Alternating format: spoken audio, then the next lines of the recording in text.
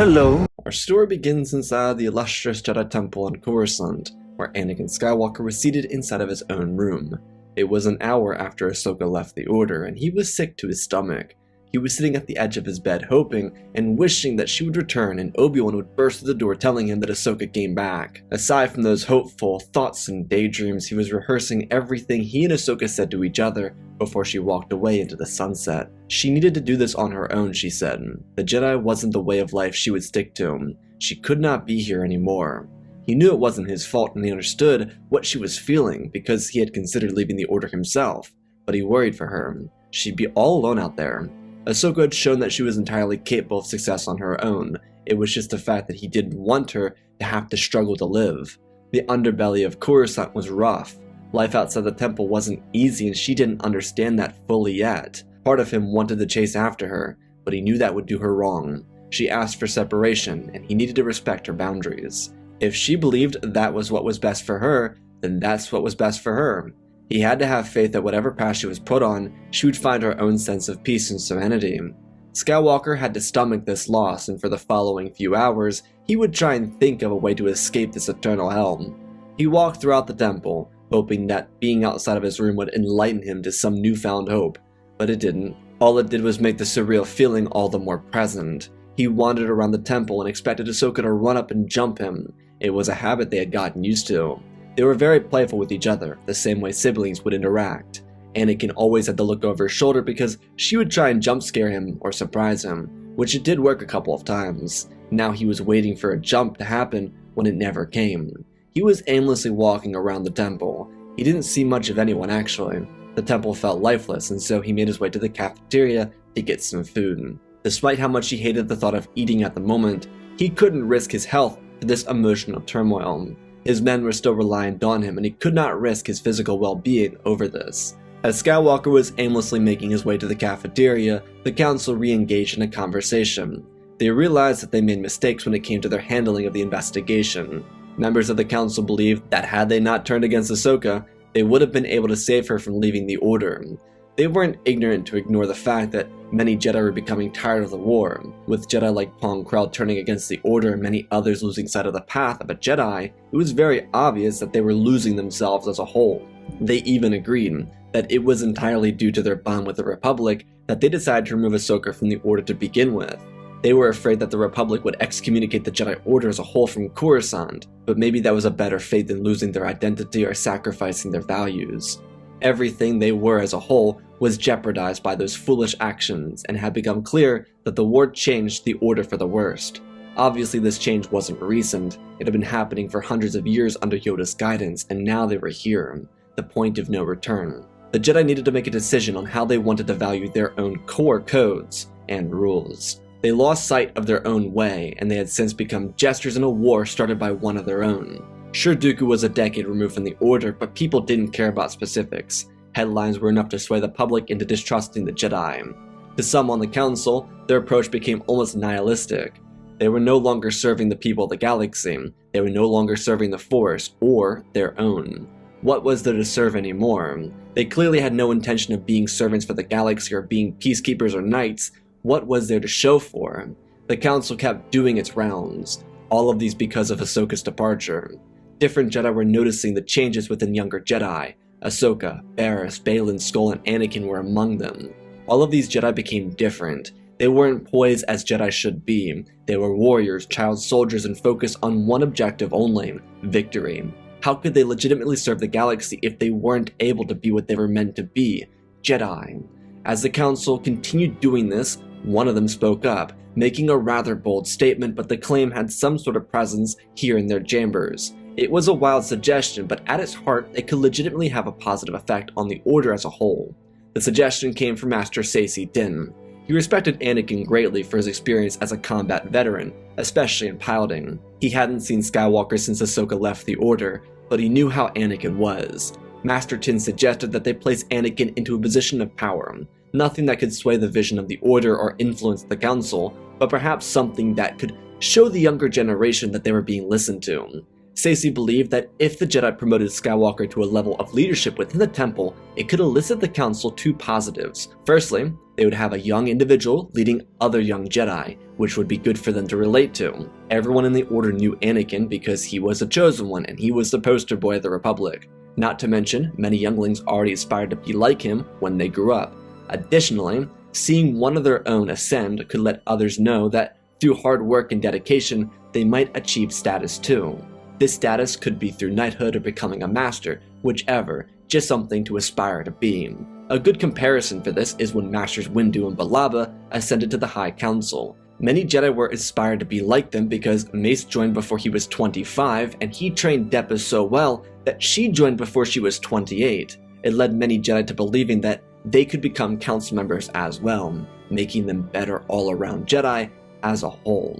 Secondly, Stacey believed it could be a good idea because the council could keep a closer eye on Anakin. They had been speaking about him as of late, before Ahsoka's trial, because they knew that he was picking up some darker tendencies. They knew part of this was because of Obi-Wan's faked death, which honestly, they thought Obi-Wan would know Anakin's reaction better than what they got. Very disappointing circumstance, but he was very disenchanted with the council because of that action, and now with Ahsoka gone because of their hiccup, chances are he could continue distancing himself from them. The council by this point had their suspicions on Palpatine, and they wanted to make sure that he wasn't pulling Anakin into a direction they didn't want him to go in. The Jedi in the room really liked the idea, however, where could they put Anakin? He was unorthodox, so they didn't want him instructing a class in galactic history or politics. They needed something that would fit the mold of who Anakin Skywalker was as an individual. Mace Windu leaned back and then spoke, saying that despite Sindralok holding the position, they could inquire if he'd be interested in switching with Anakin. Windu believed this would be perfect. Master Dralik would take over responsibilities with the 501st, and Skywalker would become a Jedi Master, which he pretty much was already, but also be tasked with the important role of Battle Master. The council members looked to each other, and Master Mundi spoke up, asking if Anakin's skill with a lightsaber was at the level where he should be or would be able to instruct other students at a professional level. Windu sighed. He said that Skywalker wasn't the deepest into his studies, however, he was talented. That was really the only issue Mace was concerned about. Anakin wasn't ever the book-smart individual. He was always so focused on his blade, but even Obi-Wan said that it was somewhat of a hindrance for Skywalker, because he never learned to use the book before the blade, and he found an aggressive lightsaber form and stuck to it. Truthfully, this was Mace's biggest issue with Anakin, aside from him not being able to trust him. Skywalker had so much potential, and he threw it away consistently. He never allowed himself to be open to learning. It showed during spars between Anakin and Obi-Wan. He always believed he was a superior duelist, and when Kenobi showed him up, he believed his master was trying to make a fool out of him, not teach him. Obi-Wan knew Anakin was a powerful warrior, but he held himself back because he chose power over technique. Obi-Wan chimed into the conversation and admitted that Anakin was much further along in his lightsaber progression, but the main issue is, the Battle Master, despite being the guardian of the temple and leader of the Temple Guard unit, was supposed to be a master in all 7 forms of lightsaber combat. Windu told the council that they would speak to Sindralok about this first. If he agreed to the idea, then they could move forward from there. In the circumstance that Sindralok was open to it, then they'd have to make up some terms and conditions for Anakin to follow. It wasn't wrong of them, but Mace had a couple ideas in mind. Plus, they had a couple days to get this going. Anakin's unit wouldn't be deployed for another couple days as it was. The following day, Sindralok would be brought in, and he would accept their proposition with excitement. He believed that this would be a great opportunity for both he and Skywalker. However, he was concerned if Anakin would actually be able to handle the responsibility of the role. The Jedi in the council chambers were unsure. They did know that they'd be able to keep track of him because he was in the temple, and whoever was here could help aid him. He saw the point and asked when they were going to bring Anakin into this new role, and Mace said that they were going to be doing it by the end of the night. Sindralok said with excitement that he looked forward to being there to pass the torch onto the next generation. It was agreed, and the council dispersed. As night fell on Coruscant, Skywalker would be brought into the garden, where there were a number of temple guards holding their pikes ignited. He was confused. Obi-Wan brought him up here, but never explicitly said why they were coming here. Anakin turned to his master, who took a step back. Master Sindralok stepped forward as the council watched from behind. Sindralok told Anakin that the Force has called upon him to accept a responsibility, one that would be full of journeys, responsibilities, and challenges he had not faced before. Anakin was very confused. Obi-Wan didn't say anything about this, and perhaps the Jedi were a little bit too ahead of themselves with this, because they decided to not ask Anakin if this was something he was willing to do. Instead, they just kind of threw it on him. From around the courtyard in the temple garden, Jedi young and old watched as Sindralik and Anakin walked to the front of the tree.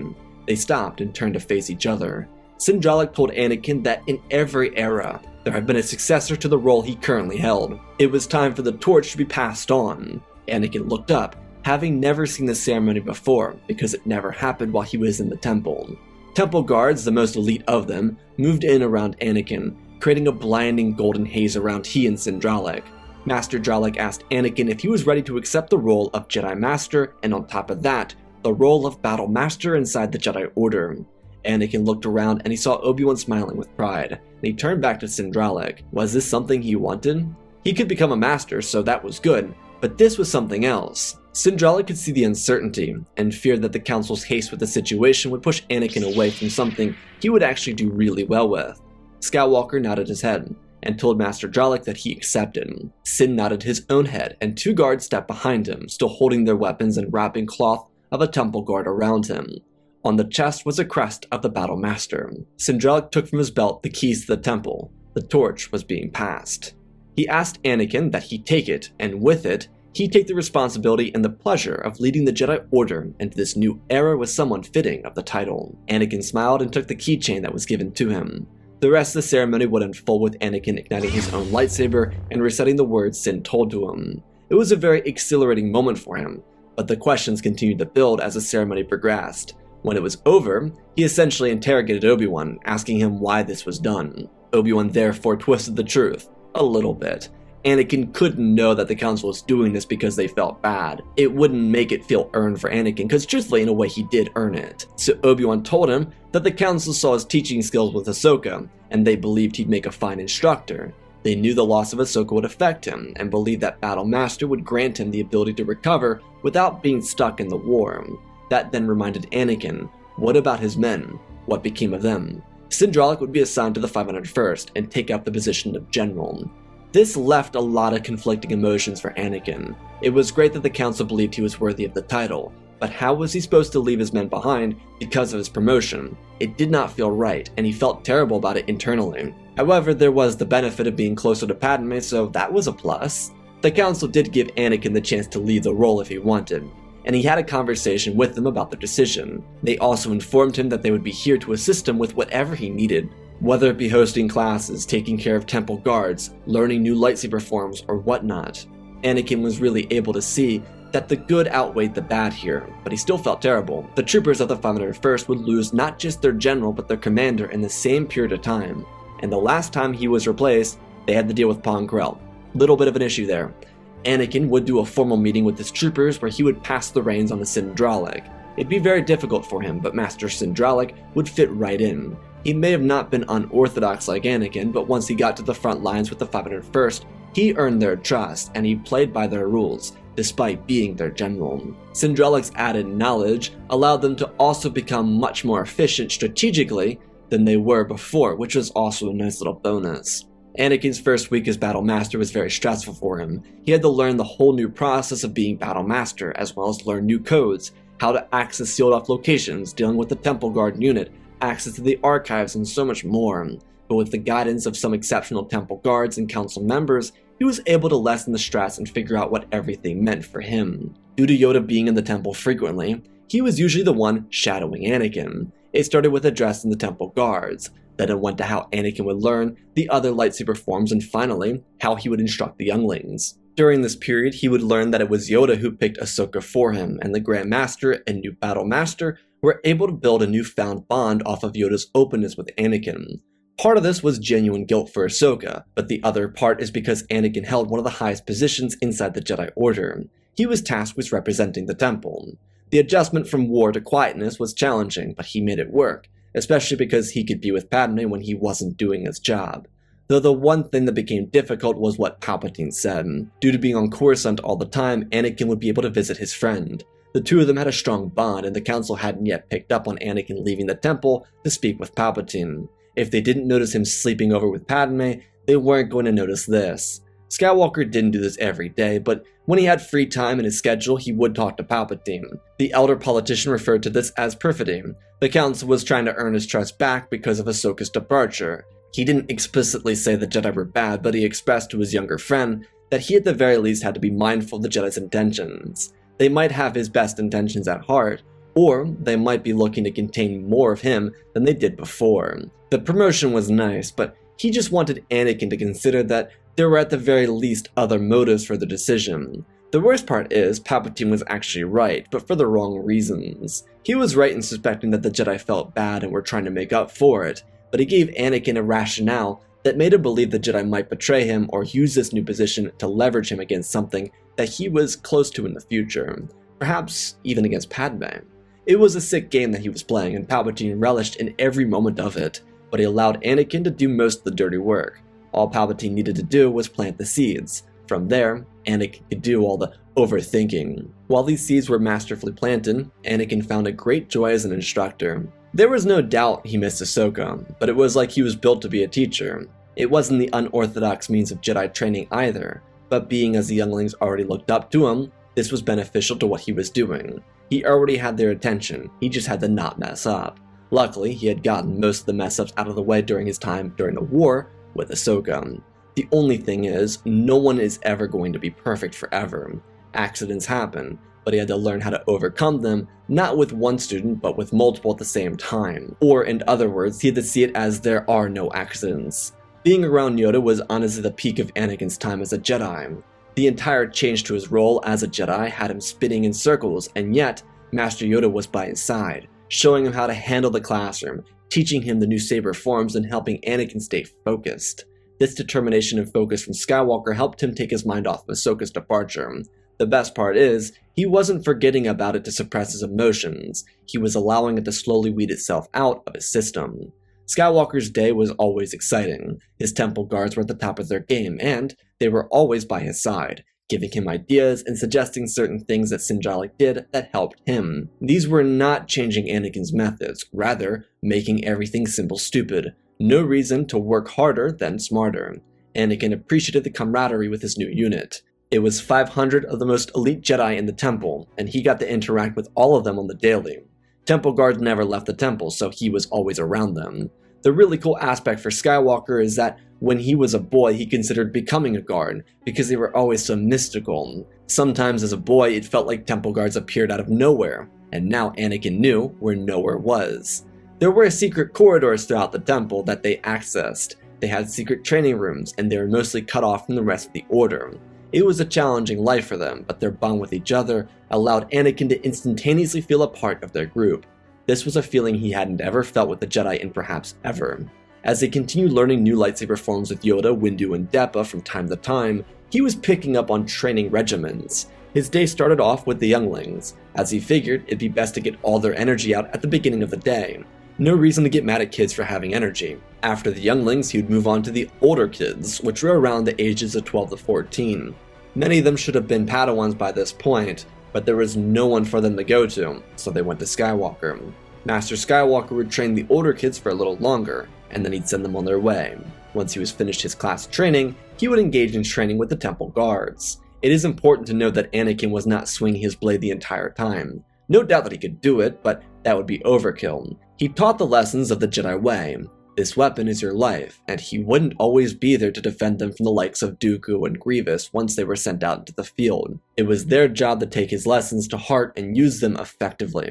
Anakin's training with the Temple Guards was the regiment in which he would actually do some swinging. It was during this time that he would work hand in hand with some of the most elite members of the unit, as well as other members from the Jedi Council. This whole thing was new. Sinjalik did not do most of this, but it was because they were helping Anakin get up to speed and learn all the forms as quickly as possible. And what was incredible, especially for the Masters of the Council, is they saw an Anakin Skywalker that they could have had for the last 12 years. This Anakin was determined and motivated. He knew he didn't know the 7 saber forms, so he was able to listen and calm his mind. He didn't flaunt his ego or even try and win every engagement because he wouldn't beat Mace, he wouldn't beat Deppa, and he wouldn't beat Yoda. He learned how to take the lessons in and focus on them. This was mostly because Anakin came back down to Coruscant. He was no longer rampant and on the move. The The heartbreak Ahsoka left him slowed him. The acceptance of the Jedi uplifted him, and in the middle of those highs and lows, he found balance. It was remarkable, and the council members were able to watch Anakin excel the way he should have always excelled as a Jedi. If he had taken his original training in the same manner which he was now, he would have been one of the greatest Force users in the Order, and at that, one of the best saber users. Anakin's crash course in the 7 lightsaber forms enlightened him unlike anything else, and the beauty of his newfound knowledge is he took it right back to his students. Without the pressure of the war riding on his shoulders, he found a chance to actually enjoy life. Part of this again was being able to see Padme whenever they well pleased. That was an absolute delight, but he was over the moon. Skywalker even went to Jocasta Nu a number of times to talk to her about things in the archives. He had questions, not just dull expressions on his face. Sometimes he couldn't even wait to get into the archives, and this made no one happier than Jocasta, but of course, Obi-Wan was the happiest. Anakin found his little spot to thrive. This wasn't him conforming to the Jedi way, this was him finding himself. He did a great job with Ahsoka's training. Like Windu, he trained his student to an exceptional level in a very short period of time. But now that Anakin was working with classes, he was doing so much more. It got to the point where Palpatine was noticing that Anakin wasn't heeding his words, and Skywalker disclosed something. Anakin was beginning a new series of training for his students. While yes, he was the Battle Master, he asked permission from the Council and it was granted. Anakin at the end of every week would take his best class with Professor Hieng in the Crucible to the planet of Tython. There was a seeing stone at the top of a mountain, and Anakin would train his students right under it. They would have a day away from the temple, free from assignments in their classes, and have the freedom of being with Master Skywalker for the day. Palpatine congratulated Anakin on it, and then made sure Anakin paid the price for his excitement. Skywalker had fallen in love with the Jedi Order, finally, and despite numerous attempts to pull him away, he came up with a new plan. Skywalker had fallen in love with the Jedi Order, and despite numerous attempts to pull him away, Palpatine came up with a new plan. This wouldn't be the same as trying to kill the senator who had 9 lives apparently. This would be a Sith master plan.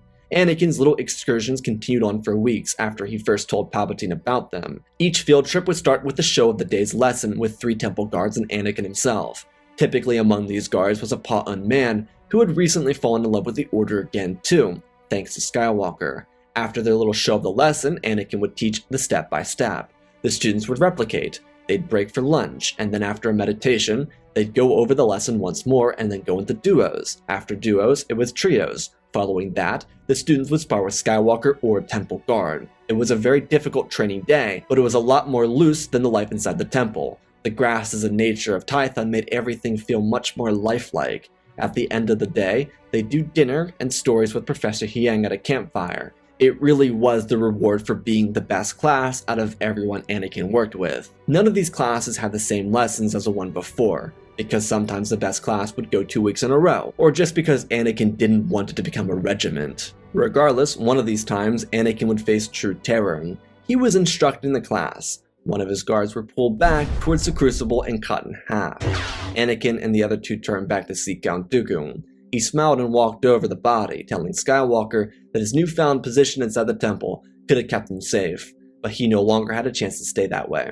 Anakin told the guards a formation move, and then told the students to stay clear and no matter what, do not intervene. The 3 Jedi engaged with Dooku. The fight was intense. The temple guards were using all of their prowess with the blade, and the Pa'un one fighting side by side with Skywalker. Anakin was trying to keep pace, but Dooku wasn't holding back this time. His elegance with each swing was remarkable but terrifying.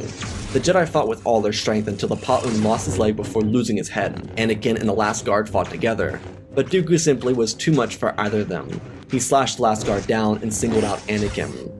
They fought across the landscape and Dooku pinned Anakin's foot under his boot before elbowing Anakin in the throat. The move was deadly as it completely incapacitated Anakin, breaking his entire ankle and causing him to choke. Dooku wasn't finished as he drove his blade right through Anakin's dominant arm and pulled out. He grabbed Anakin by the chin and told him an unfixable arm was worse than losing one, before shooting electricity into Anakin's body and tossing away. What Anakin saw with his blurry vision would haunt him for the rest of his life. He wished he could have been stronger, and he did try to get up, but every time he moved, he was electrocuted and tortured. For Dooku, it wasn't even a fair fight. He slaughtered every student, and once he was finished, Master Windu arrived and chased him off. When he found Anakin, he was an emotional wreck. He was in so much pain, but not even he could tell if it was physical or emotional. Of course, he valued the lives of his students over his own, and perhaps that was worse than the agony crawling across his skin. Dooku allowed Professor Huyang to contact the temple because if he didn't, then it would seem too weird that Dooku would just let Anakin bask in pain without killing him. The next 24 hours of Anakin's life would be unidentifiable. He didn't know where he was or what was happening. He kept speaking out words, but none of them had any meaning. The crushing pain of this tragedy ripped a hole right into his chest. The council present on Coruscant would do something they never believed they would have to do: seek revenge. They tried rationale and they hoped that winning the war would elicit them a chance at making things right, but it didn't. Now it was time for Dooku and his evil regime to be wiped off the face of the galactic map. Master Shaak Ti was brought back from Coruscant to oversee the role of Battle Master and be there for Anakin when he woke up.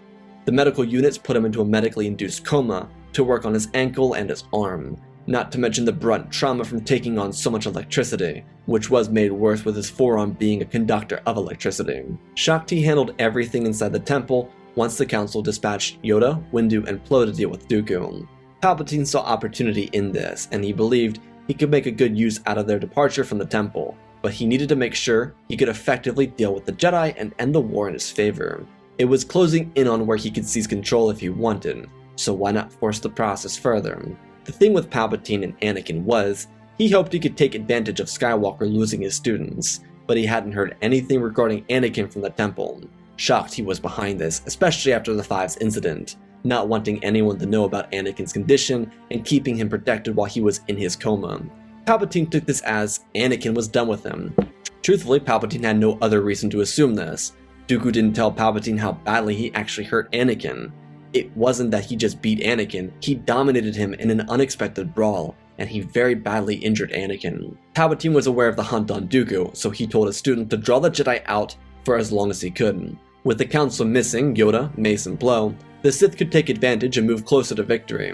Dooku liked this idea, assuming that his master would assist him with this fight.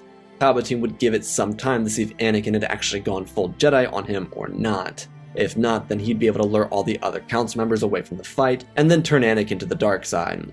Inside the temple, about 3 weeks after the massacre on Tython, Anakin was awoken from his coma.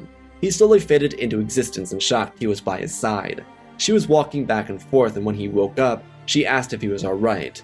Everything was really fuzzy for him. He didn't know what went wrong, and then it came back to him like a maelstrom and he jumped up, before Shaak Ti ran forward and stopped him. His eyes watered and he grabbed her arm, asking what happened. She told him that it would be okay, it wasn't his fault. He shook his head. He failed. He was supposed to protect them, and he failed. He could have saved them. Why was it them instead of him? Why? Just why? Shaak Ti told him that it would be okay and held him for a moment and explained that sometimes things are out of our control. Atrocities happen and we're left in the wake of them. What we do with what we learn from them is how we prevent them from happening again. The Council, the Jedi, his students, his guards, none of them blamed him for what happened on Tython. He fought to the bitter end. A security recording from the Crucible showed that he tried to get up at every chance he could, but he was subdued. He did everything within his power to try and stop Dooku.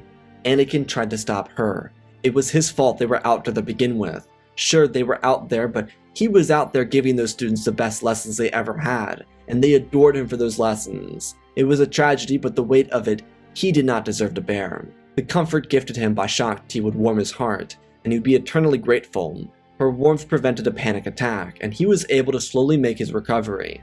His arm wouldn't ever be the same, but he could still use it. His ankle healed pretty quickly, but his body was still scarred from the electricity. It would take time for that to heal as well. Shaak Ti stayed on Coruscant with him, and Anakin embraced the Jedi unlike ever before. Because despite his greatest failure coming from being a Jedi, they were with him. They all stood by his side and supported him through this. At this point, Anakin stopped speaking with Palpatine. He didn't have any suspicions, but the fact that Palpatine tried to convince him that his promotion to Battle Master was bribery by the Council aggravated him. About a month later, everything would change. The 501st was chasing after General Grievous, with Fisto and Sindralic on the prowl. Kenobi had just returned with his elite unit, and 3 council members were still tirelessly chasing after Dooku. The entire council, aside from Shaak Ti and Obi-Wan, were off-world, and Sidious decided the time was right. Padme, despite Anakin always being around, was not pregnant, and Anakin was showing no signs of falling down the dark path. Sidious's empire needed to come, and he wasn't going to wait around any longer. A new apprentice could be bred from the ashes of the Republic. He had no fear about that. And so Sidious executed Order 66. It started outside the galaxy, not on Coruscant. So first, divisions like the 501st, 327th, and 104th received Order 66. Inside the Jedi Temple, Obi-Wan and Shaak Ti were walking and talking with Anakin. He was finally feeling 100%. Shaak Ti had been dividing the role of Battle Master with him, and he was finally taking on the full brunt of the role. They were speaking about the strategic updates and what Anakin was planning to do. With both Master of the Order and Grand Master out of the Temple, he was technically the highest ranked individual. He suggested that they just maintain a regular presence. No need to leave the temple or go anywhere. As they were walking around, an explosion sounded off in the distance. The Jedi turned around, and the sound of blaster fire echoed out. Anakin called over his communications and initiated Protocol 231 of the Temple Guard Defense Manual. While he didn't memorize all of them, he knew the most important ones just in case the droids attacked. But when they got to the Great Hall, it was not battle droids. The Coruscant Guard in 212th was funneling through. Anakin then suggested they do some trickle maneuvers, and it was for the pillars in the Great Hall to be demolished. Kenobi, Skywalker, and T split up, making sure they used their weapons to knock over the pillars and trap the clones inside the Great Hall.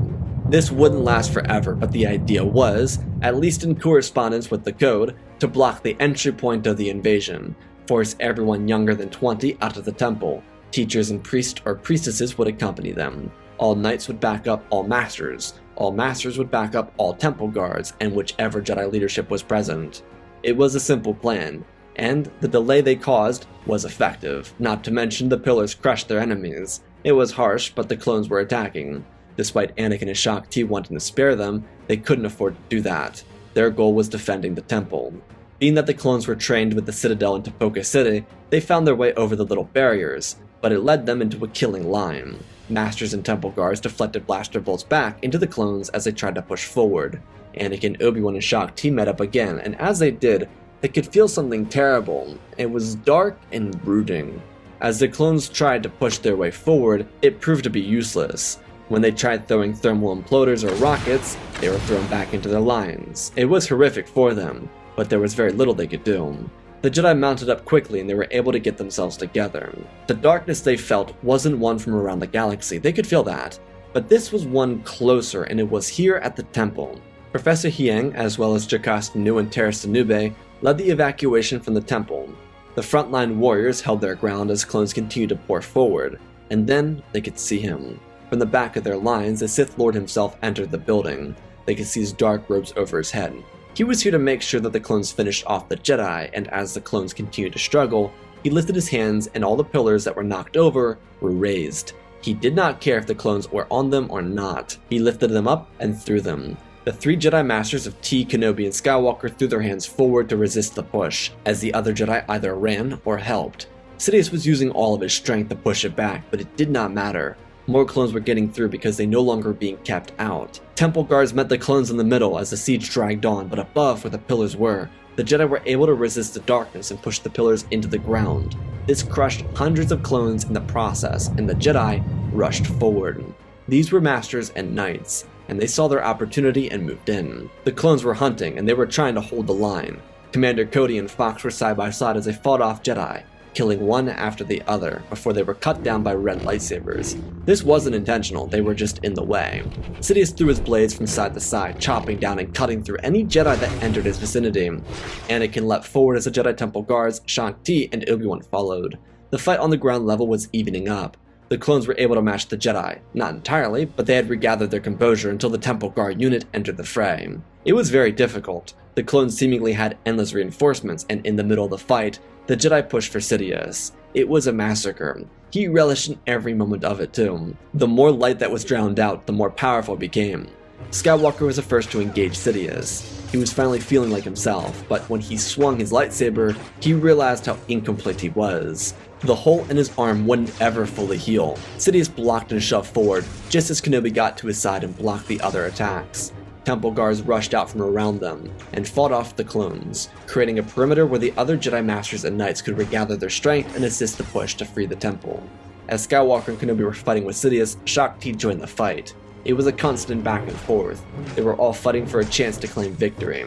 The Sith Lord was a menace with his blade.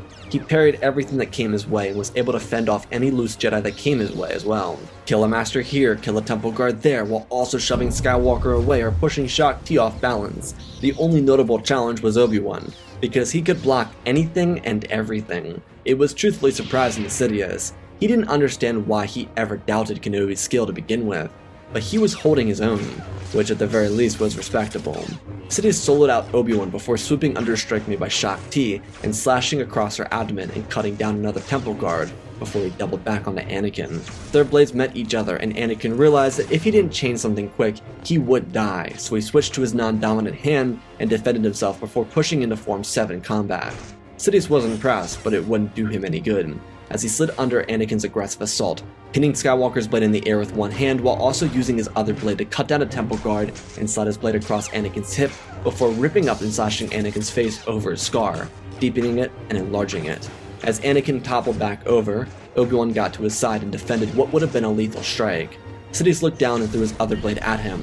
Similar to Anakin and Dooku on Geonosis, Skywalker tossed Obi-Wan his blade and he threw it behind his head to defend a strike from Sidious. Kenobi switched into Form 4 and slashed upwards, catching Sidious off guard, and the strike destroyed the lightsaber. Sidious stepped back before looking at Kenobi with a grin, recognizing the change. But Obi-Wan wasn't finished with his games yet. He pressed forward, giving Sidious Form 4 before slipping down into Form 1 and clapping Sidious's shoulder. He was getting aggravated now, and as the clone started to retreat, he was getting angrier, so lightning poured out of his fingers and across Obi-Wan's blades as he brought them together into the form of an X and pushed forward. It was like he was grabbing an electrical wire. Sidious could not let go, but because Obi-Wan expected a counter, he threw one blade to the side and spun around backwards and backhanded Sidious with the back of his lightsaber, decapitating him in a swift strike. The Dark Lord dropped to the ground. Obi-Wan fell to his knees as the Jedi were able to get to their sides. Temple guards rushed Shaak Ti and Anakin to the medical facility, and the others fought off the endless hordes of clones. The Jedi Temple was defended, and the war was over. Despite the carnage of Order 66, the Council members hunting Dooku finally caught him and killed him. Fisto and Sidralik were able to destroy Grievous and flee from their battlefield before being killed. The losses galaxy-wide were generally terrible. The Order sustained losses of up to 2,700 members, but the war was won. The Republic was in shambles, and once it was revealed who Sidious was, everything made sense to the Jedi. The Republic and Confederacy would retie the knot and start to work things through. They could make a stronger government for their galactic society. It was only up to them. If they made sure it happened, then it would work. The Jedi Order had a lot of rebuilding to do, but if it wasn't for the Battle Master and his quick thinking, the Jedi may have been lost. Skywalker and Shaak Ti would make quick recoveries from their injuries, despite how bad they could have been. The Council and Battle Master would decide to remain on Coruscant and pick up the pieces.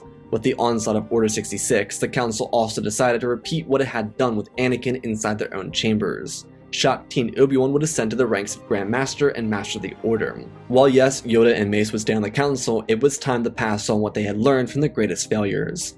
Anakin would eventually have children, but he wouldn't feel called to lead the Order. They had saved him, and he had saved them. His actions during the Jedi Purge helped him heal from the tragedy on Tython, and while he would never be the one responsible for defeating Maul, he would eventually feel comfortable enough to take his students out of the temple again. His role of Battle Master was one that he would hold with great pride, and he would continue to excel at it. When the time came, he would hand over the mantle to someone deserving of the title. While he didn't consider it playing favorites, he selected Ahsoka to replace him. She had since rejoined the Jedi Order and finished instructing her own student when she became Battle Master. Now with the Sith gone, the Jedi would be able to make good on being knights for the galaxy. And that, my friends, is our Grand Tier Patreon story. Again, special thanks to Benjamin Wells, Jango Fett Clone, Ben Ingram, The Big Red Pyramark, Diamond Constant, Darth Nemesis, Lord Tibbs, CC2024, Galvin Gaming, Tristan Mandalore, Sir William 1767, Darth Revan, Grandaddy Bane, Laliand, Sky Guy, Penguin, Cullen Rooney, Sharkman Dory, RJ38, Nick, Michael Erlanger, The Last Jedi, Apollo, Weewo670, Anakin Stank Runner, CT7567, Toaster Oven, Oz of Oz, Darth Nox, The Eternal Padawan, Joshua Tem, Johnny DeGuin, Sith Skeleton, Jedi Sloth, Mr. Yeet Gamer, Lord Cali, Gunley 66, Mammoth Studios, Anakin 003, Lord Draken, Fortis Legally Star Wars, Airbus, Rex Wolf, Man 3 First Names, Darksaint 46, Baron Joshua, and Deadwing 4 supporting the channel. Smash that like button. If you want to support me in other ways, go check out the Patreon. Super cool things on there, like premieres for videos for Master of the Tier and Grand Tier Patrons. Otherwise, let's talk about this story. Making Anakin the Battle Master of the Jedi Order was an interesting decision, but it was a lot of fun to work with. He needed to have a reason to become that, and I felt like the Ahsoka trial was the one way that he would excel to that level. It'd have to be an apologetic type of thing there, where the council feels bad for their actions and kind of just forces it onto them. But I wanted to highlight the council's issues continuously, as they didn't ask him if he wanted it, they just kind of push it onto him and hope that he would like it. That kind of thing is something that made sense to me, as the council trying to do right by him, but also not doing right by him by not asking if he wanted it. Anyways, I hope you all enjoyed. I love you all, spread the love, and always remember, my friends, may the Force be with you.